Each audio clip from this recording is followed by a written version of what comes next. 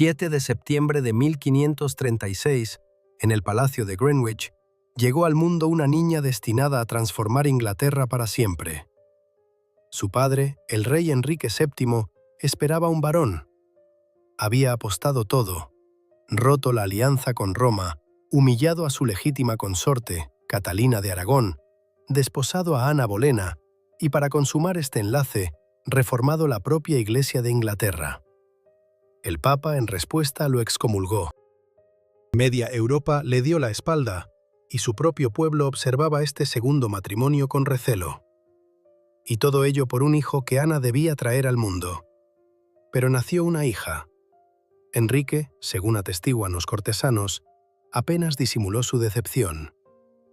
Los grandiosos torneos y festejos, planeados en honor al nacimiento del heredero, fueron cancelados. No obstante, la niña recibió el nombre de Isabel en honor a ambas abuelas, Isabel de York e Isabel Howarth. Las ceremonias bautismales tuvieron lugar solemnemente en la capilla del Palacio de Greenwich. Los padrinos fueron el arzobispo Cranmer y la duquesa de Norfolk.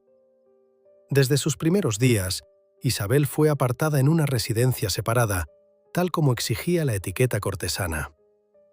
Un numeroso séquito de sirvientes, nodrizas, niñeras y damas de compañía la rodeaba. Su madre, Ana Bolena, la veía en raras ocasiones. La corte seguía sus propias normas, donde los hijos de los reyes crecían rodeados de sirvientes, no del calor familiar.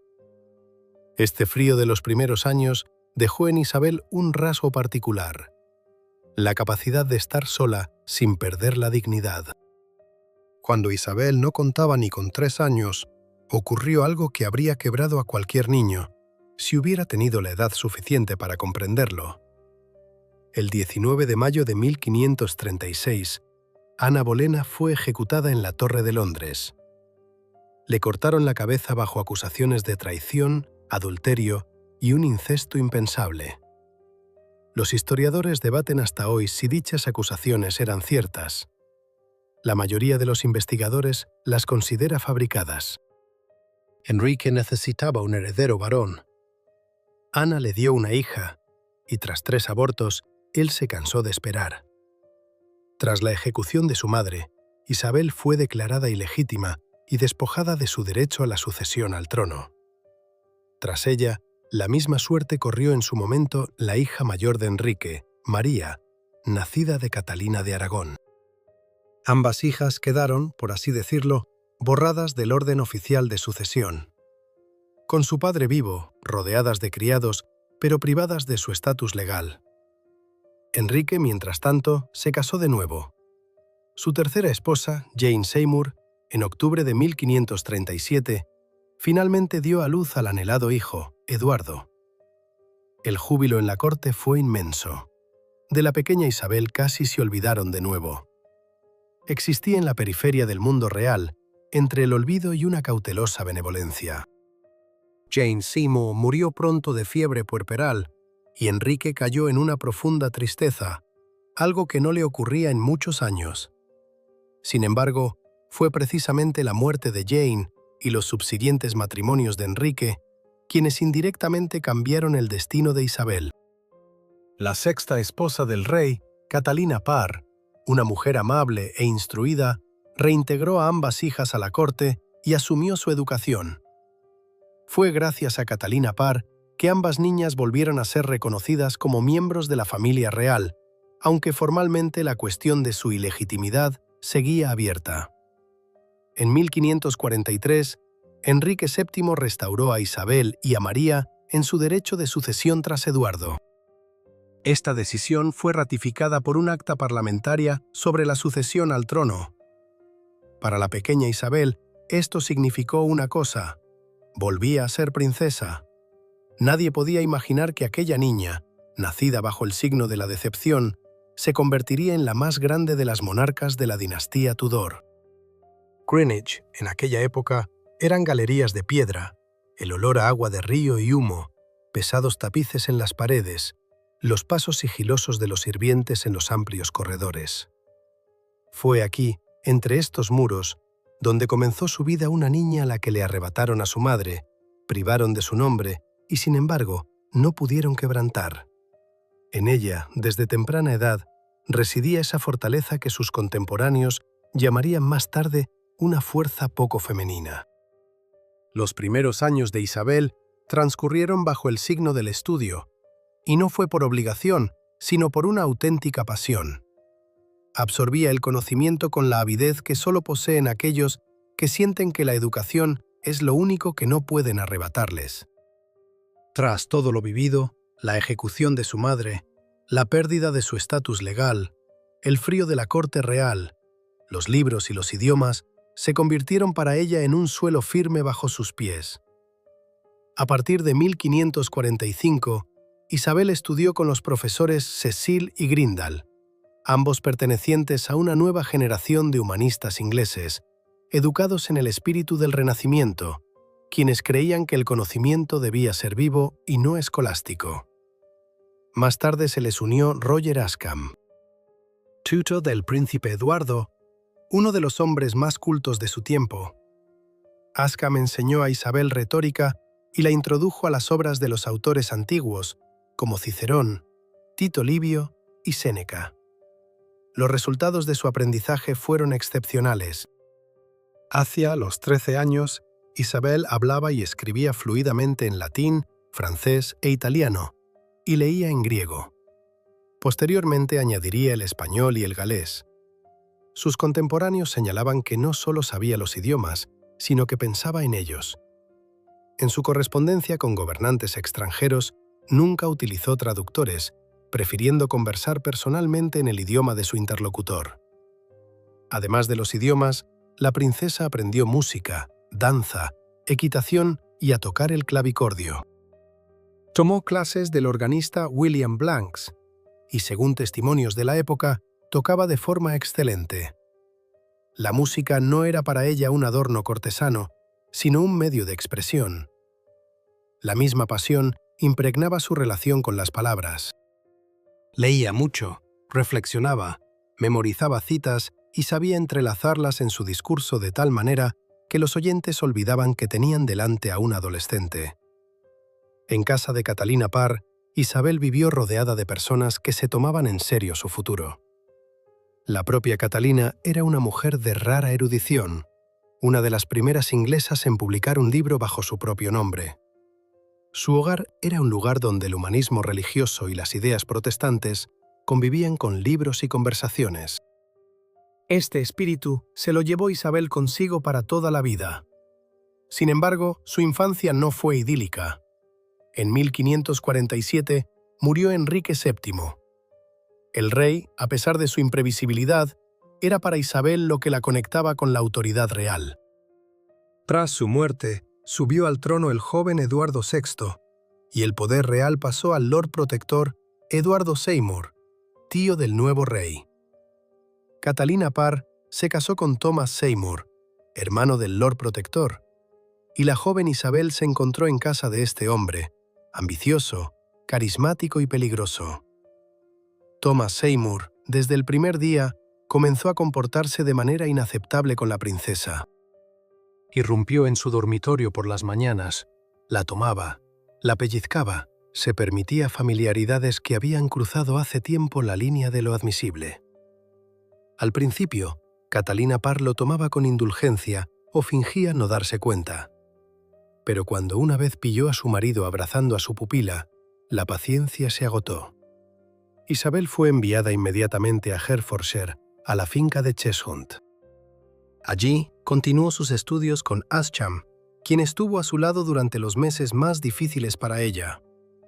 En 1548, Catalina Parr murió de fiebre puerperal, poco después de dar a luz a una hija. Isabel tenía 14 años. Había perdido a la única adulta que podía llamar madre. Thomas Seymour, entretanto, no se calmaba. Comenzó a negociar en secreto su matrimonio con Isabel, sin el permiso del rey ni del consejo. En enero de 1549 fue arrestado. Durante los interrogatorios, a Isabel le preguntaron minuciosamente sobre su relación con Seymour. Se mantuvo serena, no confirmó nada comprometedor y salió de esta prueba con dignidad. Thomas Seymour fue ejecutado por traición en marzo del mismo año. La princesa de 15 años ya sabía que la corte era una guerra, que las palabras podían matar tan bien como una espada, y que sobrevive quien sabe callar en el momento oportuno y decir exactamente lo que se necesita. Ni una palabra más, ni una palabra menos. Esa lección la aprendió para siempre. Tras la ejecución de Thomas Seymour, la vida de Isabel adquirió una relativa calma durante varios años. Vivió en sus fincas, continuó sus estudios, se carteó con su hermano Eduardo y vigiló estrictamente no dar pie a acusaciones. En la corte del joven rey, se comportó de manera ejemplar, se vistió modestamente, evitó las joyas, demostró la piedad protestante que estaba de moda durante el reinado de Eduardo VI. El propio Eduardo VI era un niño enfermizo, ardiente partidario del protestantismo. A su alrededor hervía la lucha de las facciones cortesanas. Tras la caída de Eduardo Seymour, el poder pasó a John Dudley, duque de Northumberland, un hombre capaz de manipular a un joven débil y enfermo con una eficacia aterradora. Cuando quedó claro que Eduardo se moría, Dudley organizó uno de los intentos de golpe de Estado más audaces de la historia inglesa. Eduardo VI murió el 6 de julio de 1553. Bajo la instigación de Northumberland, poco antes de morir, firmó un documento que transmitía la corona a su sobrina nieta Jane Grey, una joven protestante recién casada con el hijo de Northumberland. Ambas herederas legítimas, María e Isabel, fueron así apartadas, pero el pueblo no aceptó al usurpador. Jane Grey reinó solo 9 días.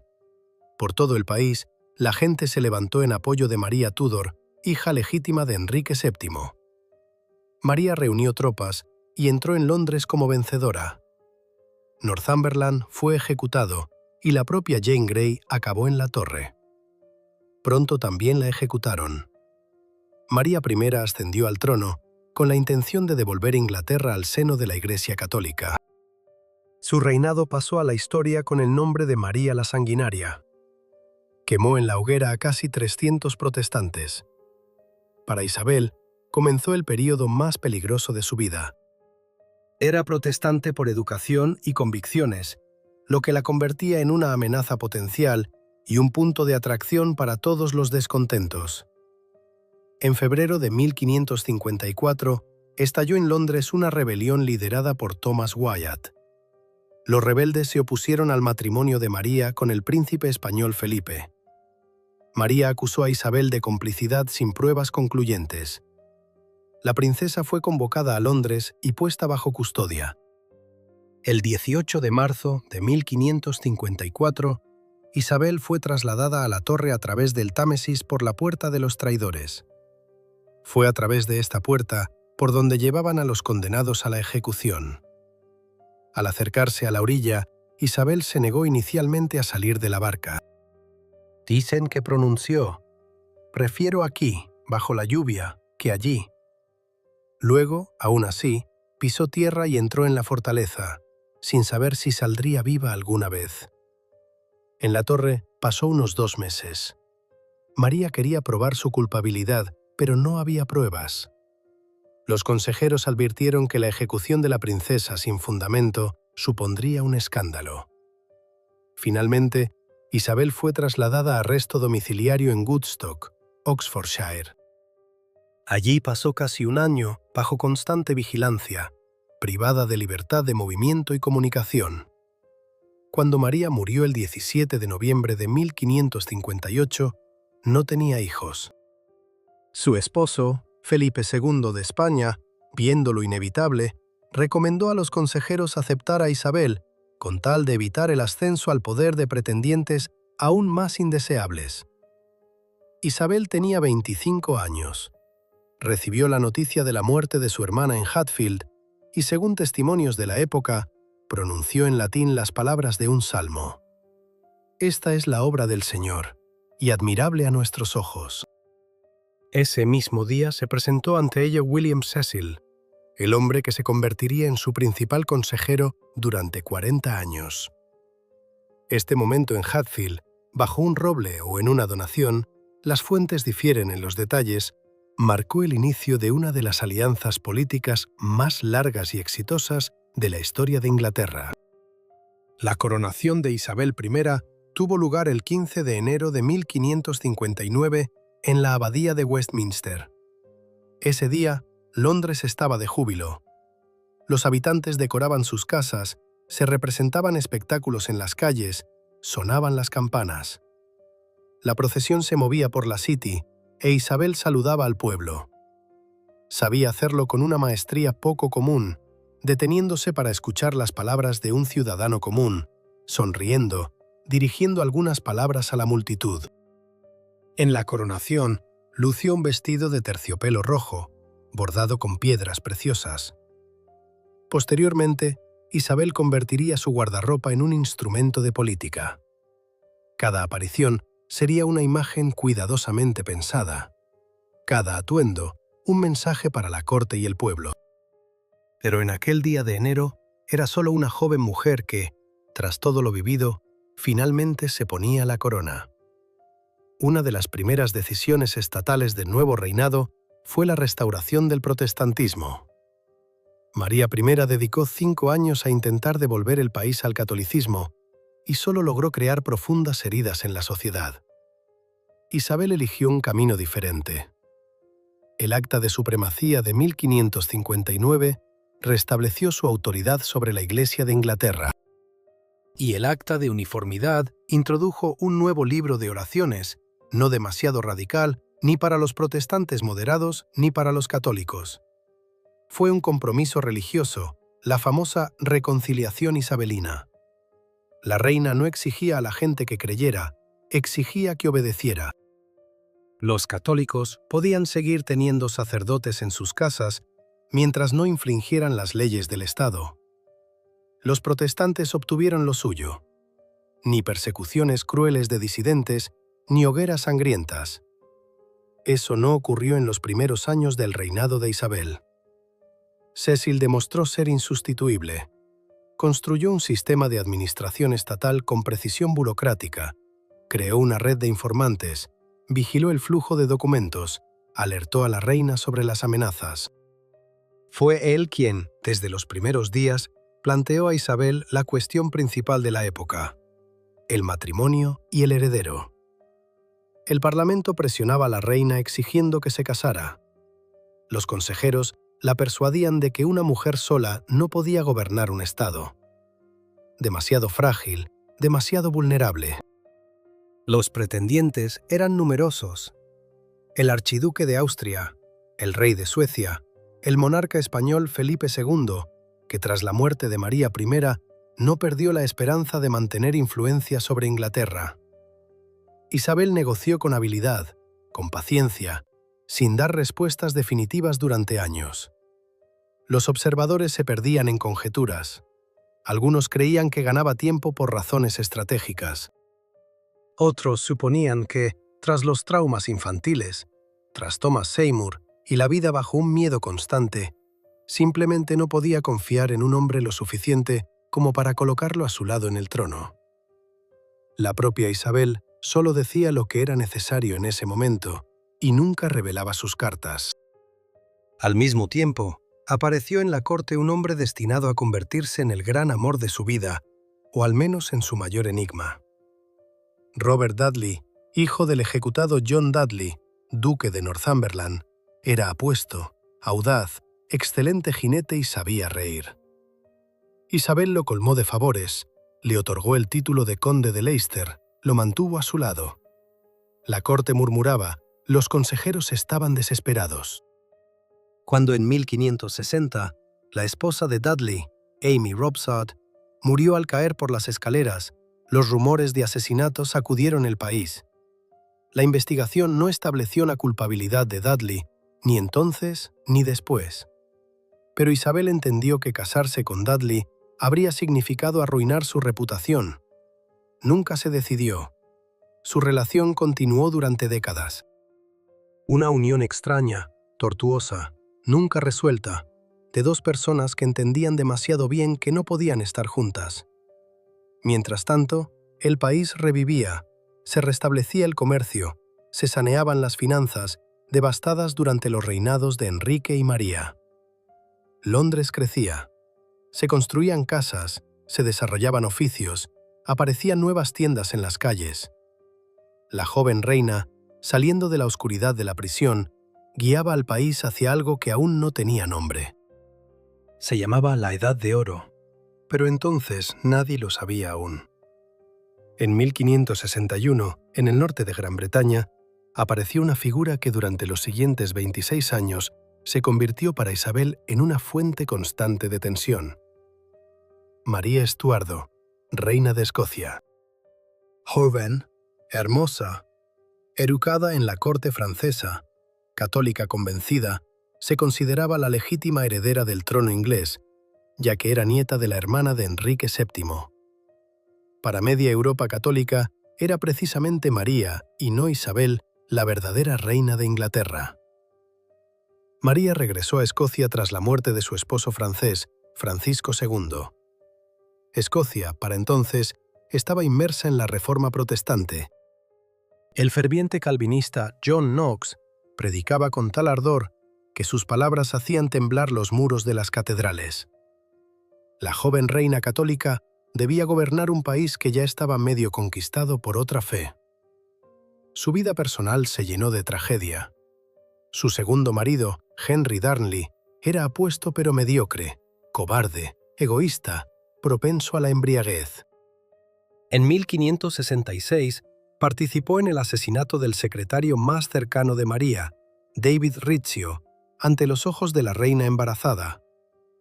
Luego, el propio Darnley murió en circunstancias misteriosas.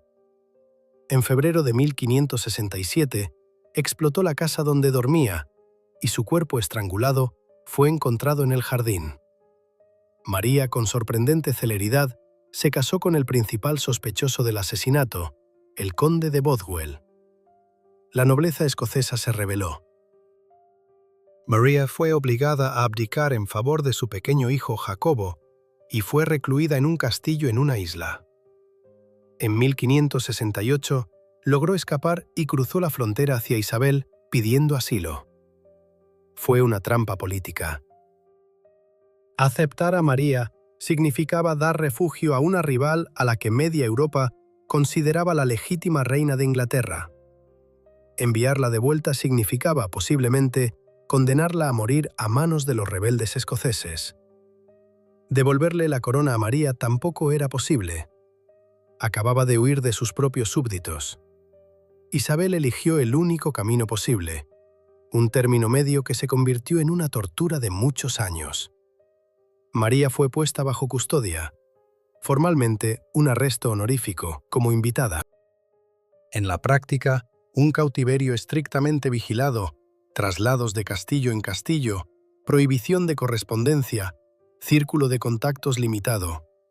La reina escocesa permaneció en cautiverio inglés durante 19 años. Durante todo este tiempo, siguió siendo un símbolo vivo para los católicos ingleses. A su alrededor surgieron conspiraciones. La de Ridolfi en 1571, la de Throckmorton en 1583 y finalmente la de Babington en 1586. Todas tenían un solo objetivo: asesinar a Isabel y colocar a María en el trono inglés. La conspiración de Babington fue la última y fatal. El joven católico Anthony Babington expuso en cartas a María el plan de asesinar a Isabel, y María, en una carta de respuesta, de hecho, expresó su acuerdo. El principal espía de Isabel, Francis Walsingham, interceptó toda la correspondencia. Las pruebas eran irrefutables. El juicio de María tuvo lugar en otoño de 1586. 36 jueces la declararon por unanimidad culpable de muerte. El Parlamento exigió la ejecución inmediata de la sentencia. Isabel sufrió. Ejecutar a una reina consagrada era algo inaudito, un precedente que podía subvertir el concepto de poder en toda Europa. Ella se demoró 4 meses. El 1 de febrero de 1587, Isabel firmó la sentencia de muerte. El 8 de febrero, María Estuardo fue ejecutada en el castillo de Fotheringay. Se dice que María entró en la sala de ejecución vestida de rojo, el color del martirio católico. El verdugo erró 2 veces antes de cortarle la cabeza. Fue la primera ejecución legal de un monarca coronado en la historia europea.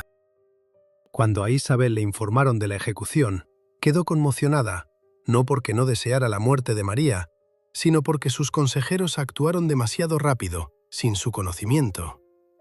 Pasó varios días en luto y furia, sin recibir a nadie. William Davidson, quien firmó la orden de ejecución, fue enviado a la torre. La ejecución tuvo lugar, pero Isabel quería que sus manos permanecieran limpias. En verano de 1588, la historia de Europa occidental pendía de un hilo. El rey español Felipe II equipó una flota sin igual en el mundo. 130 navíos, cerca de 30.000 hombres a bordo, 1.000 toneladas de cañones, pólvora y provisiones. La tarea oficial era simple y aterradora: conquistar Inglaterra, destronar a Isabel y devolver el país al seno de la Iglesia Católica. Las razones para la guerra se habían acumulado. Los corsarios ingleses, sobre todo Francis Drake, durante años saquearon los barcos españoles en el Atlántico y el Caribe. En 1587, Drake realizó una audaz incursión en Cádiz, destruyendo parte de la flota española directamente en el puerto. Él mismo lo llamó quemar la barba del rey de España. La ejecución de María Estuardo fue la gota que colmó el vaso. Ahora, Felipe no tenía siquiera un pretendiente católico formal al trono inglés. El 19 de julio de 1588, la Armada española fue avistada cerca de las costas de Cornualles. Por toda la costa sur se encendieron señales de alarma. Una cadena de overas transmitió la noticia a Londres más rápido que cualquier mensajero. La flota inglesa, bajo el mando de Lord Howard y Francis Drake, salió a su encuentro. La armada avanzaba en una estricta formación de media luna. Los españoles contaban con un combate cercano. Sus soldados debían abordar los barcos ingleses. Pero los barcos ingleses eran más rápidos y maniobrables. Sus cañones disparaban más lejos. Durante varios días se libraron intercambios de disparos en el Canal de la Mancha. Los españoles no lograron forzar el combate cuerpo a cuerpo, ni los ingleses penetrar sus filas. El 27 de julio, la armada fondeó cerca de Calais, aguardando la unión con el ejército del duque de Parma, que debía cruzar desde los Países Bajos. Los ingleses aprovecharon la noche. A medianoche del 28 de julio, incendiaron 8 viejos navíos cargados de material inflamable y los dirigieron con el viento hacia el corazón de la flota española. Ningún buque español ardió, pero el efecto se logró. En pánico, los españoles cortaron las amarras y se dispersaron en la oscuridad. Al día siguiente, cerca de Gravelinas, tuvo lugar la batalla decisiva. La artillería inglesa a larga distancia destrozó varios galeones españoles. Luego el viento cambió y la armada fue empujada hacia el norte. Mientras las flotas combatían en el mar, Isabel se dirigió a Tilbury, al ejército reunido a orillas del Támesis, por si acaso se producía un desembarco enemigo. Allí pronunció un discurso que sería citado 400 años después.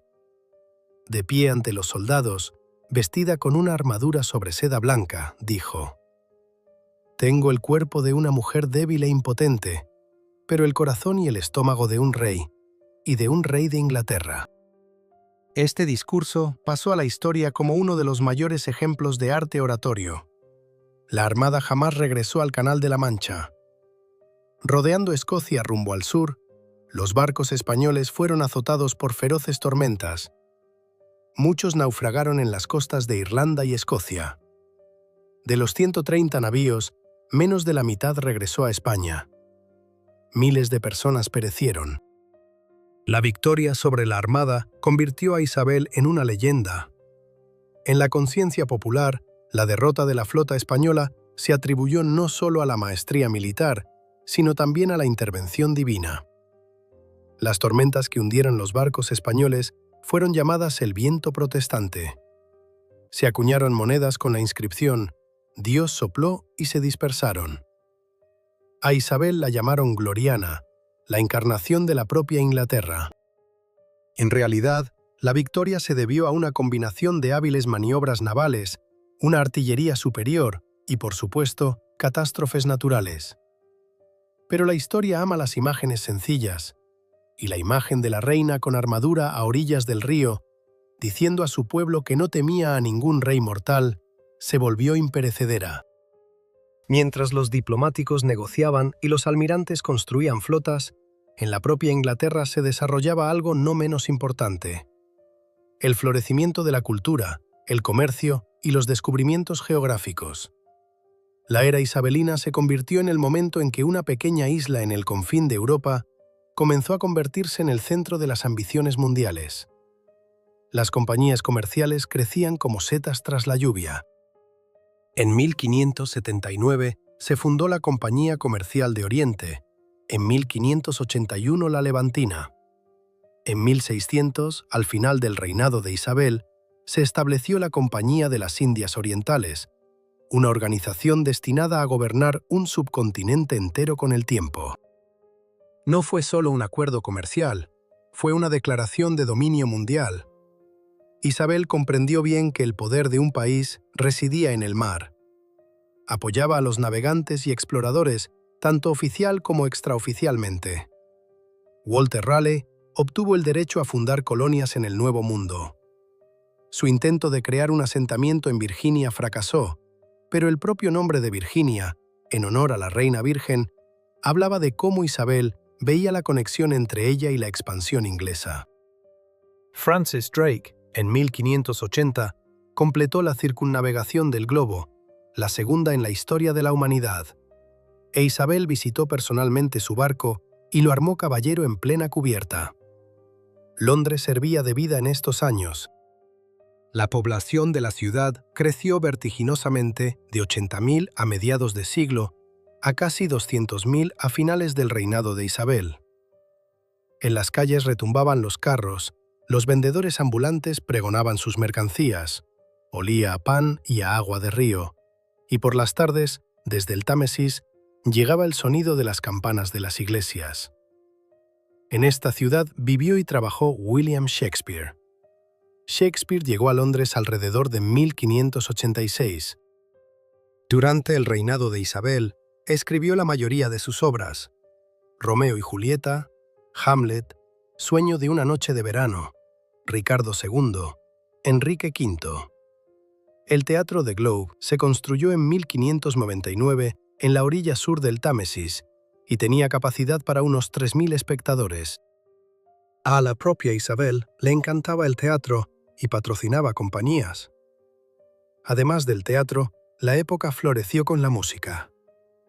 William Byrd, John Dowland crearon obras que se interpretan hasta el día de hoy. La pintura también floreció bajo el reinado de Isabel.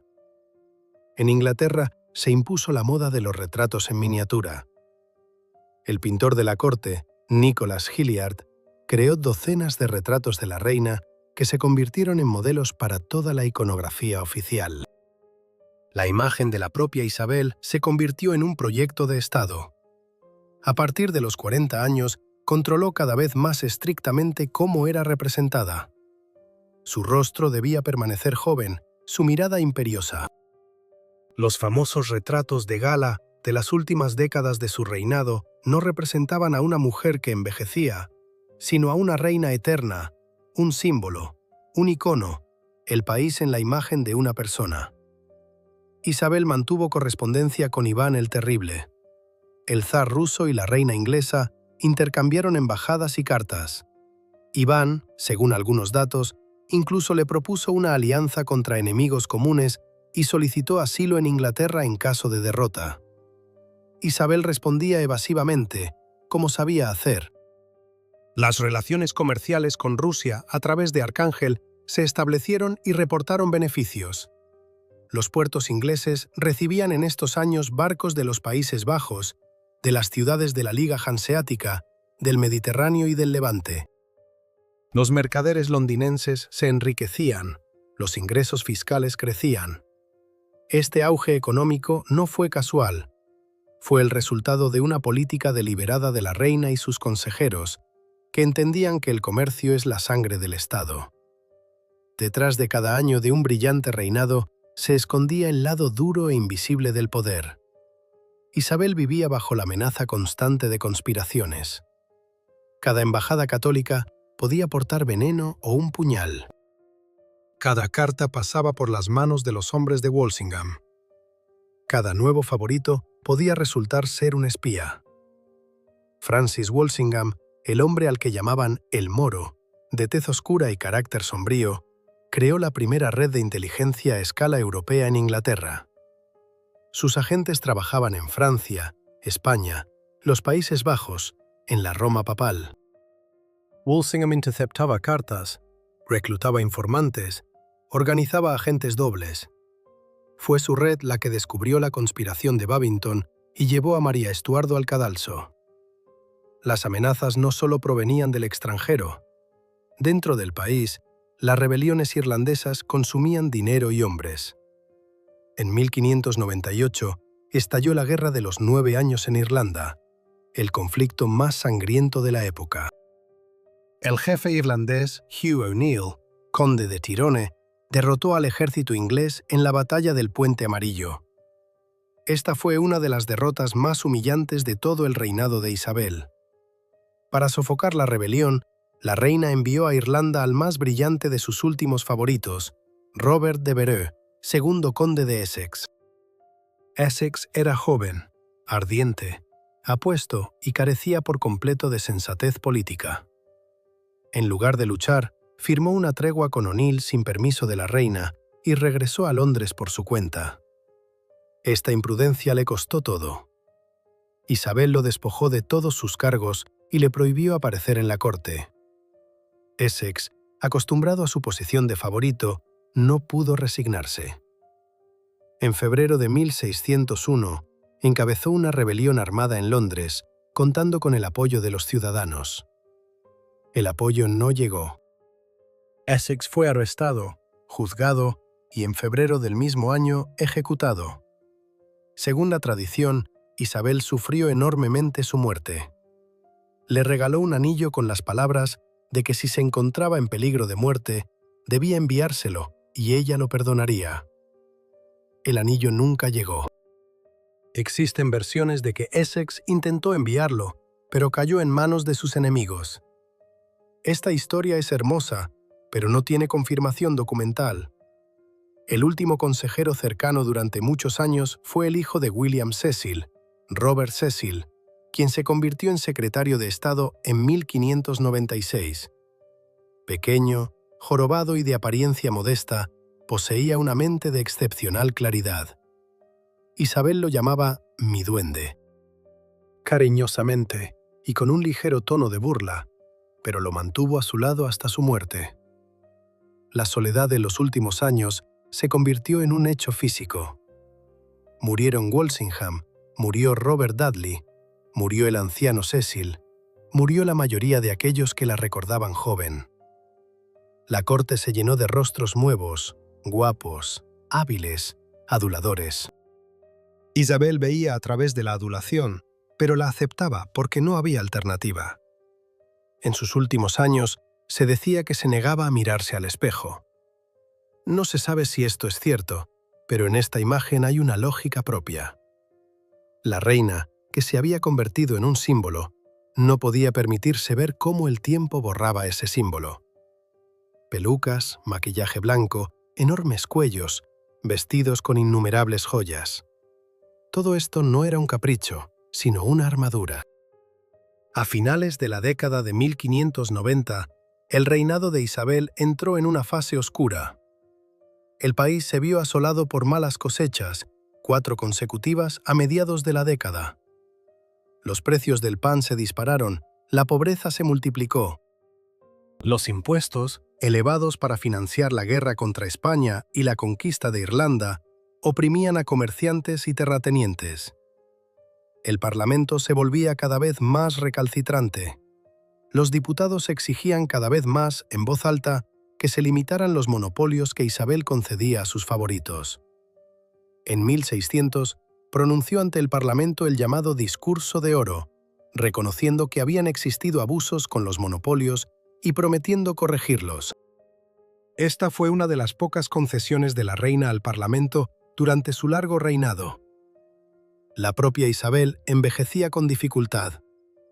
A los 65 años le faltaban algunos dientes, lo que dificultaba su habla. Su cabello hacía tiempo que había sido reemplazado por pelucas rojizas. El maquillaje blanco con el que se teñía el rostro, de composición a base de plomo, destruía su piel.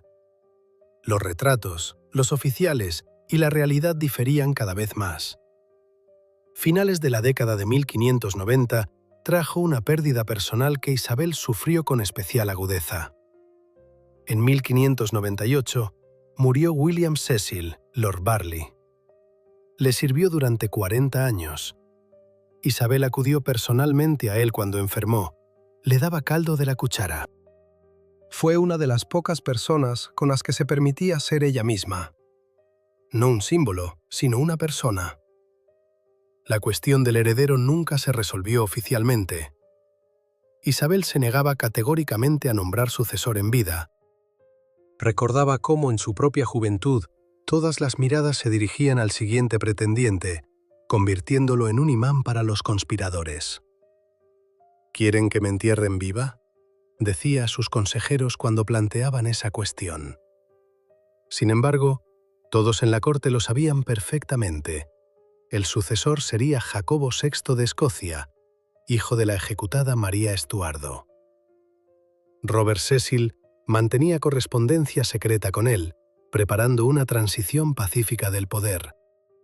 Isabel, lo más probable, sospechaba, pero guardaba silencio. Esto también era una forma de política. La rebelión de Essex en 1601 la envejeció definitivamente. Tras su ejecución, se volvió más silenciosa, apareciendo menos en público. Los contemporáneos describen cómo se quedaba horas de pie sola en medio de sus aposentos, inmóvil, con la mirada perdida. El cuerpo se debilitaba, pero la voluntad aún se mantenía firme. En el último invierno de su vida, el invierno de 1602 y 1603, Isabel enfermó gravemente en varias ocasiones. Murió su amiga más cercana y prima, Catalina Howard, lo que supuso un nuevo golpe. En febrero de 1603, la reina se trasladó al Palacio de Richmond. Era más cálido que otros, y el invierno resultó especialmente crudo. Rechazaba la comida y apenas dormía. Los médicos no podían explicar la naturaleza de su enfermedad. Los consejeros le suplicaban que se acostara. Ella se negaba y permanecía de pie o sentada inmóvil. Según el testimonio de una de las damas de la corte, Isabel dijo una vez que no podía acostarse porque temía no volver a levantarse. El 24 de marzo de 1603, al amanecer, Isabel I falleció en el Palacio de Richmond. Tenía 69 años. Reinó durante 44 años, más que la mayoría de los monarcas. Como última de los Tudor, dejó el trono, poniendo fin al reinado de la dinastía que había comenzado con su abuelo Enrique VII. Dicen que poco antes de su muerte le hicieron una pregunta sobre el sucesor. Ella asintió y, según una versión, dio una señal de que estaba de acuerdo con Jacobo. Unas horas después, perdió el conocimiento y murió a medianoche. Robert Cecil envió inmediatamente un mensajero al norte, y para cuando Londres despertó, Jacobo VI de Escocia ya sabía que se había convertido en Jacobo I de Inglaterra. El funeral de Isabel tuvo lugar el 28 de abril de 1603. Miles de londinenses salieron a las calles para despedir el féretro. Los testigos describen cómo la multitud lloraba, no por deber cortesano, sino sinceramente. La mujer que los había gobernado durante toda su vida consciente se marchaba.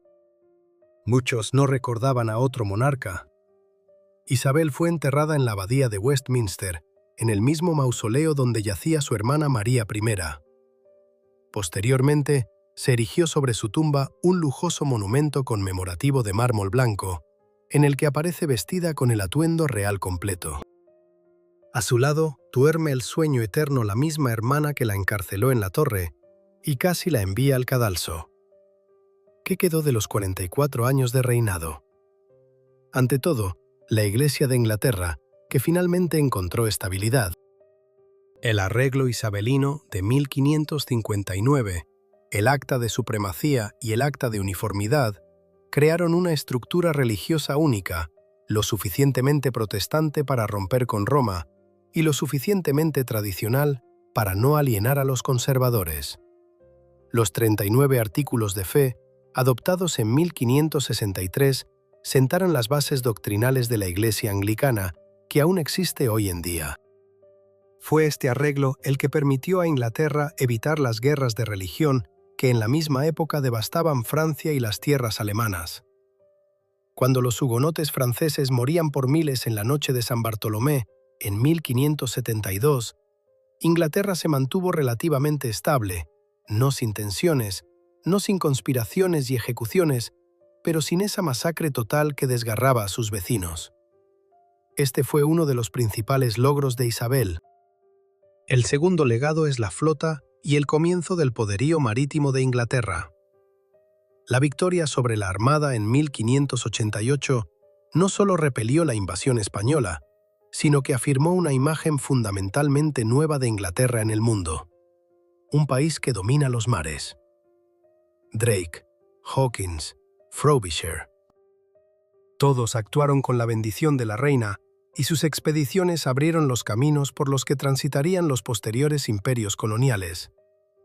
Las compañías comerciales fundadas durante el reinado de Isabel se convirtieron en los primeros pilares de este futuro imperio. La Compañía de las Indias Orientales, establecida en 1600, con el tiempo se convirtió en una estructura que administraba la India. Esto ya no era la historia de una reina, se convirtió en la historia de una civilización entera, cuyos brotes surgieron precisamente en la era isabelina. El tercer legado es la literatura y el teatro. Shakespeare, Marlowe, Ben Jonson, Edmund Spenser. Todo este florecimiento ocurrió bajo Isabel. El poema de Spenser, La Reina de las Hadas, fue un himno directo en su honor, una alegoría en la que Gloriana encarnaba la virtud, la sabiduría y la belleza del gobierno. El Globe de Shakespeare, inaugurado en 1599, se convirtió en un lugar donde la historia, las pasiones humanas y las ideas políticas se transformaban en arte accesible tanto para el duque como para el aprendiz londinense. La propia Isabel, como imagen, entró en la cultura durante varios siglos. La llamaban Gloriana, la Reina Virgen, la Buena Bess. Cada apodo iluminaba una de las facetas del papel que desempeñaba para su pueblo. No era solo una monarca, era el símbolo de Inglaterra, la encarnación viva de la idea de que un pequeño país insular es capaz de resistir a las mayores potencias del mundo. Pero la historia también conoce el otro lado de este reinado, que un relato honesto no puede omitir. La política irlandesa de Isabel fue dura y sangrienta. La supresión de las rebeliones irlandesas fue acompañada de ejecuciones masivas, devastación de tierras, exterminio de comunidades enteras. El método de tierra quemada empleado por los generales ingleses en Irlanda se cobró miles de vidas. Esto no es un mito ni una exageración, está registrado en documentos de la época. En sus últimos años, las influencias de los monopolios y los abusos crecieron en la corte.